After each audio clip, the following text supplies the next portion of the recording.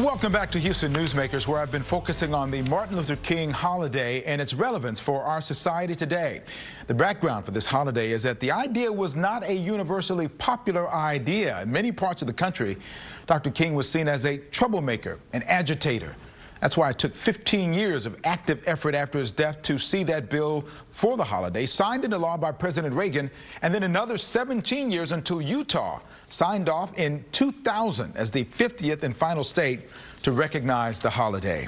So here we are, almost 54 years after his death, and the dream of Dr. King is still being fought for on several fronts. Joining me now is Justin Robinson III, the president and CEO of the Houston Area Urban League, and Steve Ives, the president and CEO of the YMCA of Greater Houston, both organizations focusing on stronger communities through their programs, and both organizations using some of its focus on social justice and equity programs. Justin, good to see you this morning. Talk about, if you will, the social justice and education program that you have at the Urban League and how you hope some of its programs align with the dreams of Dr. King. Well, Campbell, thank you for having us on. We are so excited to launch the Center for Social Justice and Education. And we wanted to be intentional about ensuring that we talked about education. You know, Dr. Martin Luther King's dream was to have a society no longer plagued by racism. And racism is kind of inherent in our culture. It's part of our system. It's a bias that many of us carry around. It's a prejudice. It's just part of, if you will, our human nature. Devise programs and efforts to ensure that we are combating and making sure we're bringing sense to some of the senseless things that we encounter every day as part of our normal lives.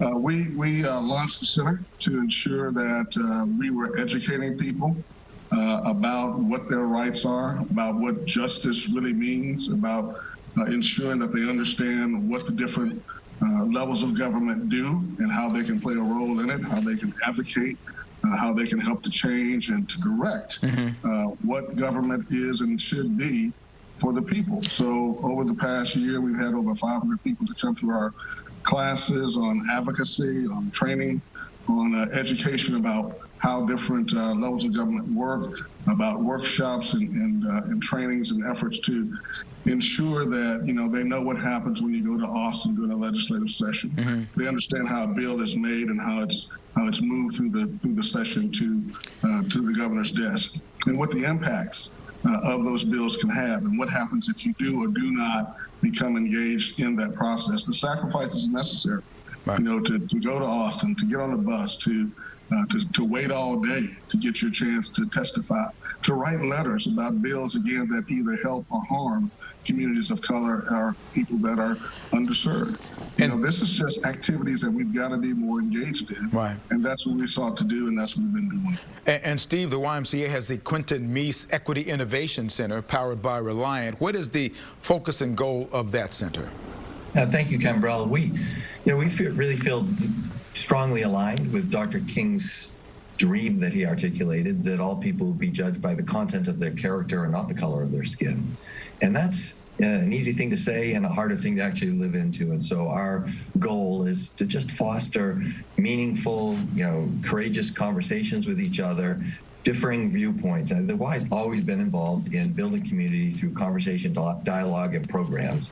And so our objective primarily is to help strengthen those bonds that tie people together when they discuss issues. They discuss their own personal beliefs and their own experiences, and understand each other's different experiences living in this country, living in this community. So that's the primary focus and the emphasis of our work at the Y. It's part of what we've always been. We've always been active in communities and finding ways to help people in neighborhoods who might not have access to opportunities to have more access to opportunities, get to summer camp, the kids that can get to summer camp that might not have been able to in the past, and people have access to fitness and wellness and recreation activities that might not have had that opportunity in the past. In a couple of minutes we have left, I want to talk about the countless videos that we saw of Dr. King. It was a different era then. A lot of the focus was singularly focused on the civil rights movement. You saw Dr. King leading a lot of those marches. Different era now, with so much more challenging, noisy news, social media landscape to push the right, to get wrongs righted, if you will. So, Justin, how much more challenging is it for your organization to push through that?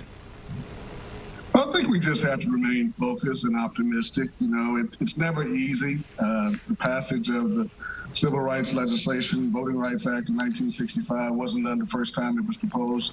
You know, you just have to keep your nose to the grindstone.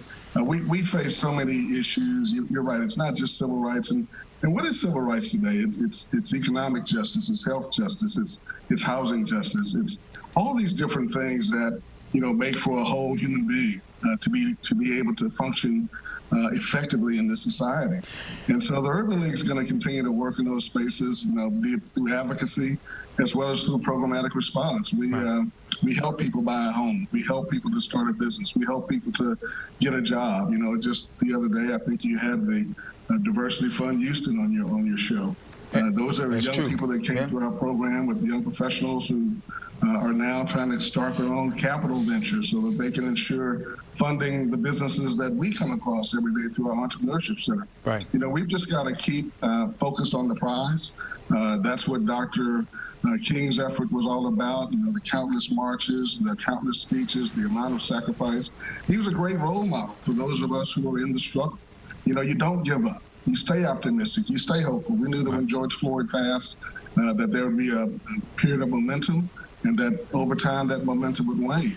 And we've seen that. But the need still remains. So you have to stay vigilant. You have to keep getting these young people involved and making sure they're ready to be the torchbearers of tomorrow. And Steve, in the minute we have left, how optimistic are you that your organization can push through the noise and also help move us closer to the dream that Dr. Martin Luther King had? I'm very optimistic that we can keep our eye on the prize. And the eye on the prize is making sure that we're continuing to focus on opportunities for people and helping people have access to those opportunities. So the noise is the noise. It's always going to be there. But everyone I talk to, wherever they are politically, agrees that the civil rights movement and the work that Dr. King did was progress. I think that if we keep our eye on progress, and let the noise be the noise, but the ultimate goal being progress for humans and expanding and enhancing our humanity, then there's great opportunity for us to build that beloved community that Dr. King envisioned. Well, I'm sure that I join many others in hoping that you are both right and that you both continue to do what's right in helping to push this cause. So thank you both for coming on. Appreciate you being a part of this. Thank you. Thank you. Thank you.